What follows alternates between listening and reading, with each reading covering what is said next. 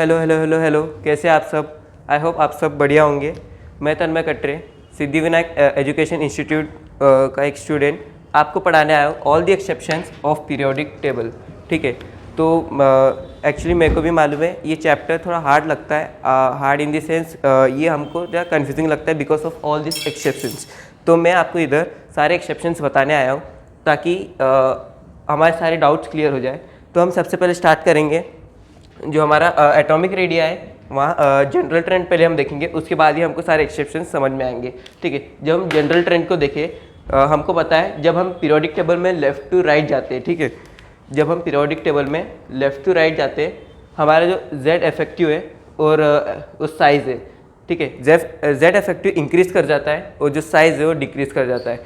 वैसे ही सेम जब हम टॉप टू बॉटम जाते हैं, जो नंबर ऑफ शेल्स है वो इंक्रीज़ कर जाते हैं, उस साइज़ भी इंक्रीज़ कर जाता है। तो एक इम्पॉर्टेंट बात थी अगर हमको आगे के एक्सेप्शन समझना है तो।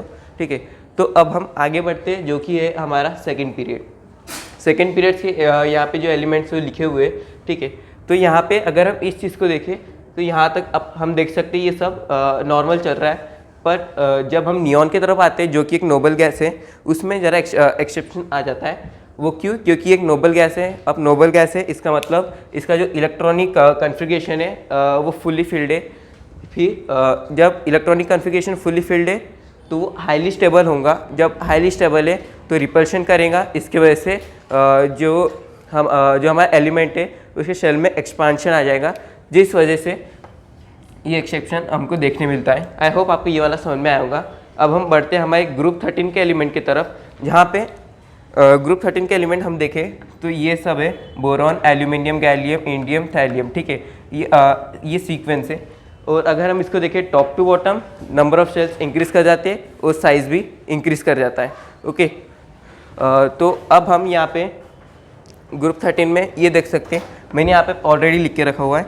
यहाँ हम देख पा रहे हैं, यहाँ पे हमको जो गैलियम और एल्यूमिनियम है वहाँ पे चेंज देखने को मिल रहा है। ठीक है, अब ये चेंज क्यों देखने को मिल रहा है वो मैं आपको बताता हूँ। जो गैलियम है इसमें हमको ये चेंज देखने को मिलता है। ठीक है, पहले हम गैलियम का इलेक्ट्रॉनिक कॉन्फ़िगरेशन देख लेते हैं, जो कि आता है हमारा आर्गन 3d10 4s2 4p1। ठीक है, और अगर हम एल्यूमिनियम का देखें, ये आता है हमारा नियॉन 3s2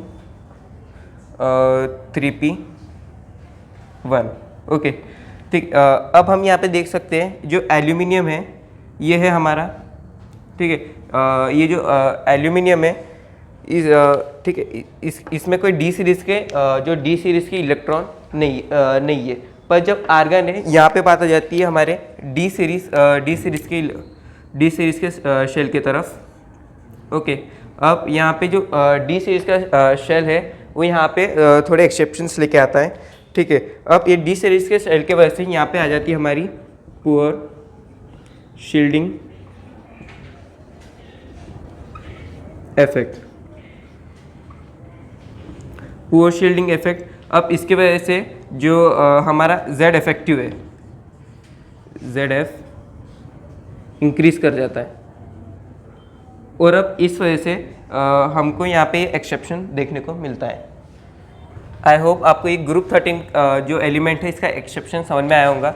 जस्ट सिंपल बात है, पुअर शील्डिंग इफेक्ट की वजह से जेड इफेक्टिव इंक्रीज कर रहा है, इसकी वजह से ये एक्सेप्शन हमको देखने को मिल रहा है। अब हम जाते हैं हमारे जो एटॉमिक रेडिया का लास्ट एक्सेप्शन है 3D सीरीज़ का, उसकी तरफ देखते हैं। ठीक है, अब हमको यहाँ पे देखने को मिलता है स्कैंडियम, टाइटेनियम, वैंडियम, क्रोमियम। अब ठीक है, क्रोमियम अब मैंने यहाँ पे लिख दिया।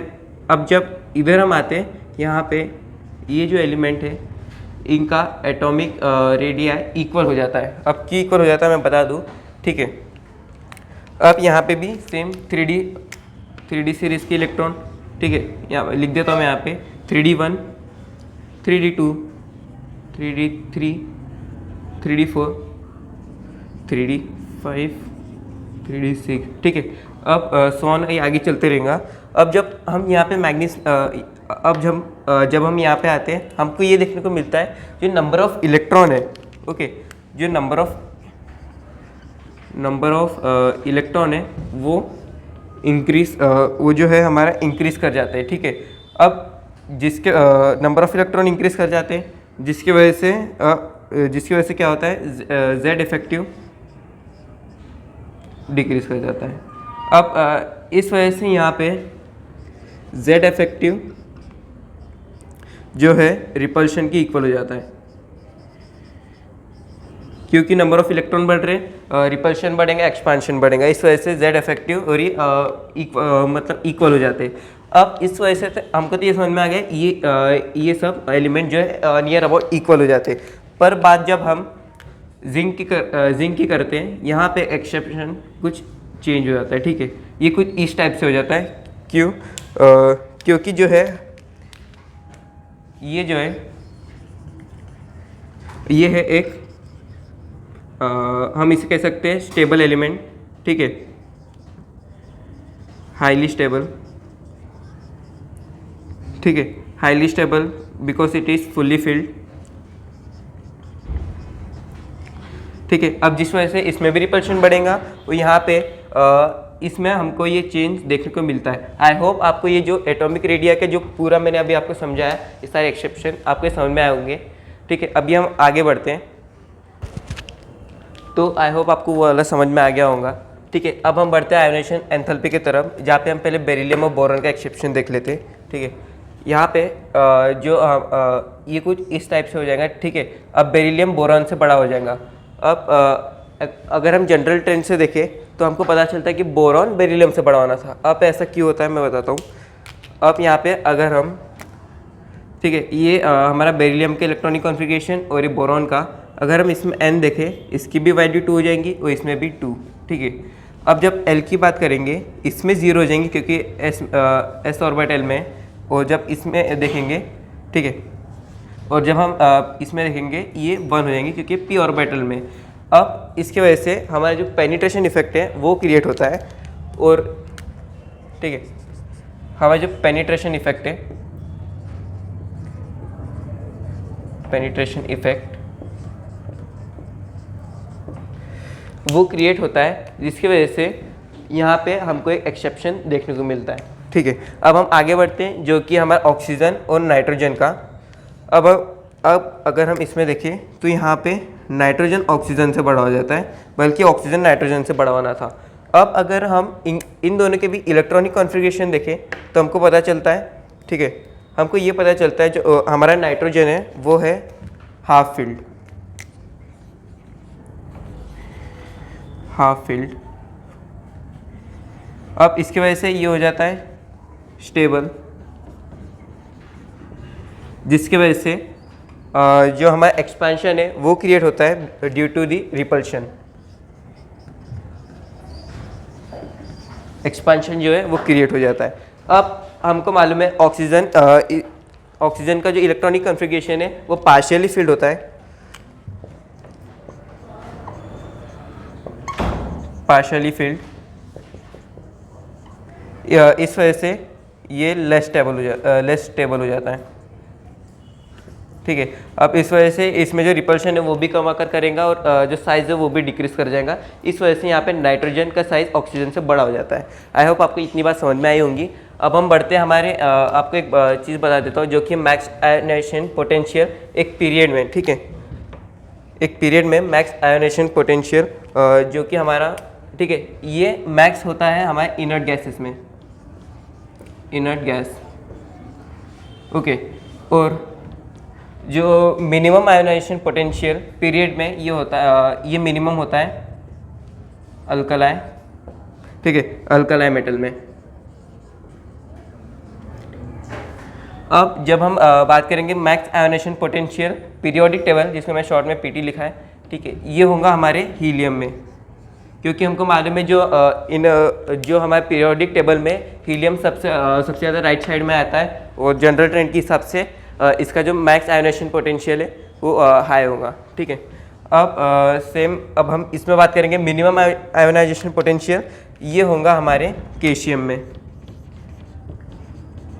CS, okay. तो ये भी बात आप ध्यान में रख सकते हैं। तो अब हम बात करेंगे हमारे जो ग्रुप 13 वाले एलिमेंट हैं। ओके, ग्रुप 13 एलिमेंट की बात करेंगे। अब इसको समझने के लिए मैं आपको एक सिंपल सा ग्राफ बता देता हूँ।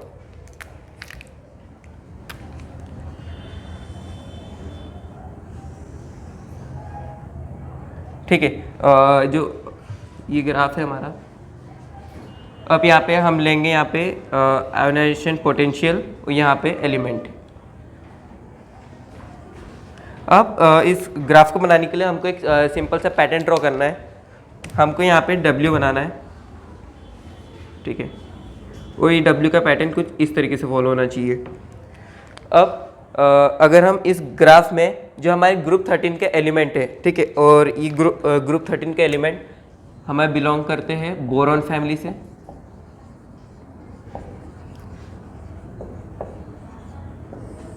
ओके, तो अब जब हम यहाँ पे जो हमारे एलिमेंट्स वो प्लॉट करेंगे तो हमें सिंपली लाइन से प्लॉट कर देना है, ठीक है।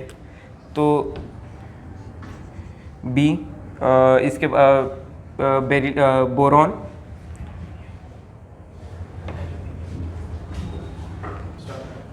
अब हम इसमें प्लॉट करेंगे, ये है हमारा सीक्वेंस, ठीक है, boron, aluminium, then gallium, indium, thallium. Okay, अब हम ठीक है, यहाँ पे जो थैलियम है उसका ग्राफ सबसे ज़्यादा हाई होगा, then comes to boron, then gallium, aluminium and सबसे लास्ट में इंडियम। ठीक है, अब हम इसके सीक्वेंस आप ये देख सकते हैं, ये है उसका sequence, thallium, boron, gallium, aluminium, indium. तो ये था हमारा आयोनाइजेशन एंथैल्पी के सारे एक्सेप्शन। ओके, और ये ग्रुप 13 का, आई होप आपको ये चीज़ भी समझ में आई होंगी। अब हम आगे बढ़ते। अब आयोनाइजेशन पोटेंशियल के बाद इलेक्ट्रॉन एफिनिटी हम देखेंगे। इसमें सिंपल है, जो हमारा नाइट्रोजन, नोबल गैस और अल्कली अर्थ मेटल है, ठीक है, इनका जो इलेक्ट्रोनेगेटिविटी है